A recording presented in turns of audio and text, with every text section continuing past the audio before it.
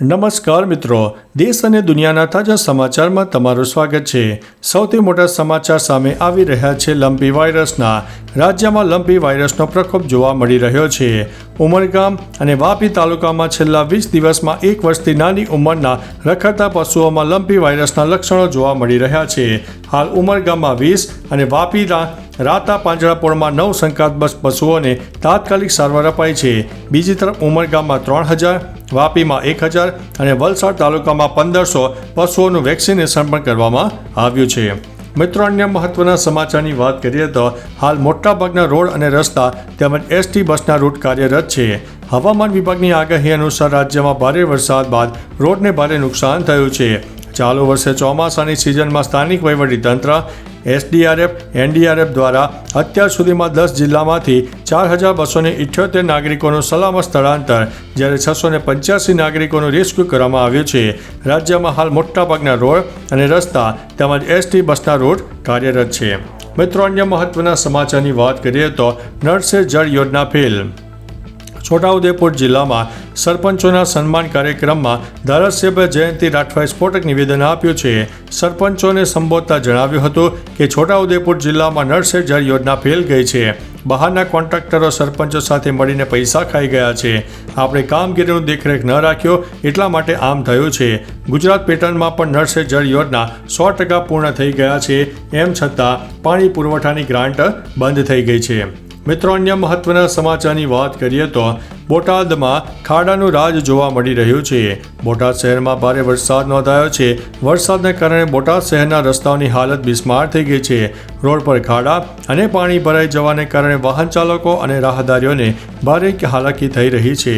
બોટાદમાં રોડ રસ્તાની બિસ્માર હાલતને કારણે રાજકીય ગરમાવો પણ આવ્યો છે। કોંગ્રેસ અને ભાજપ પર ભ્રષ્ટાચારના આક્ષેપો કરી રહી છે।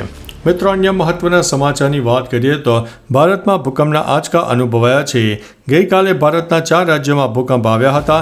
પશ્ચિમ બંગાળના અલીપુરદ્વારમાં 2.5ની તીવ્રતાનો ભૂકંપ, આસામના કાર્બી આંગલોંગમાં 4.1ની તીવ્રતાનો ભૂકંપ, ઉત્તરાખંડના ઉત્તરકાશીમાં 3જો ભૂકંપ આવ્યો છે। દરમિયાન 3.2ની તીવ્રતાના આ ભૂકંપને કારણે ધરતી ધ્રુજવા લાગી।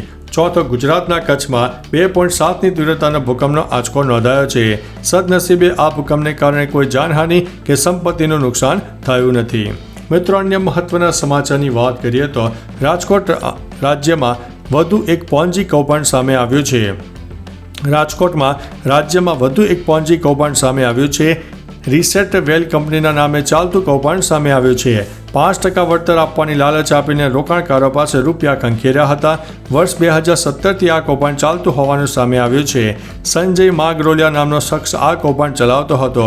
ગુજરાતી ફિલ્મ અને ઓઇલ કંપનીમાં રોકાણ કરવાની લાલચ આપી હતી। ફેબ્રુઆરીથી વળતર આપવાનું બંધ કર્યું હતું। મિત્રો, અન્ય મહત્વના સમાચારની વાત કરીએ તો 34 ડેમ હાઈ એલર્ટ ઉપર, 20 એલર્ટ ઉપર અને 19 માટે વોર્નિંગ આપવામાં આવી છે। રાજ્યમાં ભારે વરસાદને કારણે ડેમના જળસ્તરમાં સતત વધારો થઈ રહ્યો છે। જો રાજ્યમાં નોંધાયેલા વરસાદની વાત કરીએ તો 42 તાલુકામાં સરેરાશ 40 ઇંચ સુધી વરસાદ, 15 તાલુકામાં 80 ઇંચ સુધી વરસાદ, જ્યારે 126 તાલુકાઓમાં સરેરાશ 10થી લઈને 20 ઇંચ સુધી વરસાદ પડ્યો છે। હાલ રાજ્યના 34 ડેમ હાઈ એલર્ટ ઉપર, 20 એલર્ટ ઉપર અને 19 વોર્નિંગ ઉપર મૂકવામાં આવ્યા છે।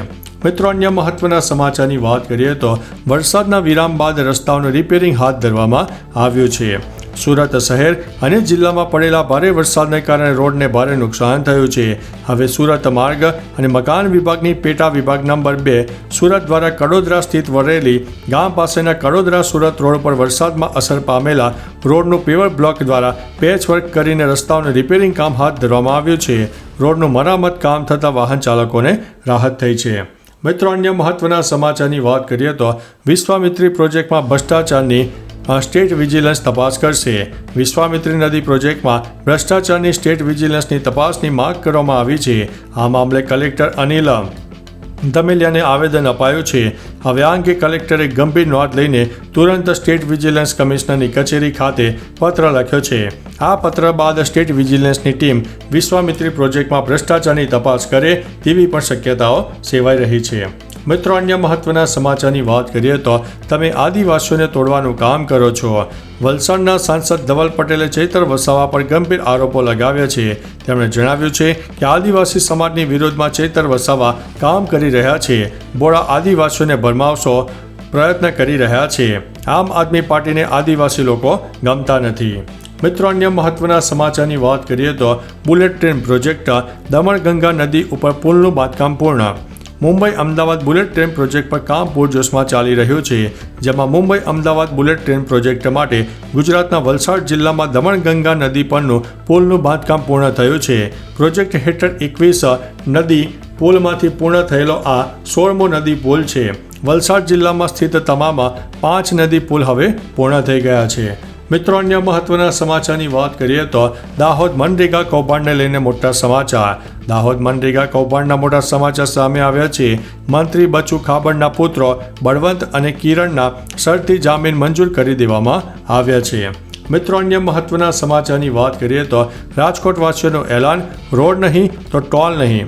રાજકોટમાં ભારે વરસાદને કારણે રોડ રસ્તાની હાલત બિસ્માર થઈ ગઈ છે, જે કારણે સ્થાનિકોમાં રોષ જોવા મળી રહ્યો છે. રાજકોટવાસીઓએ ખરાબ રસ્તાને કારણે વિરોધ પ્રદર્શન કર્યું છે, જેમાં રોડ નહીં તો ટોલ નહીંનું આહવાન કરવામાં આવ્યું છે.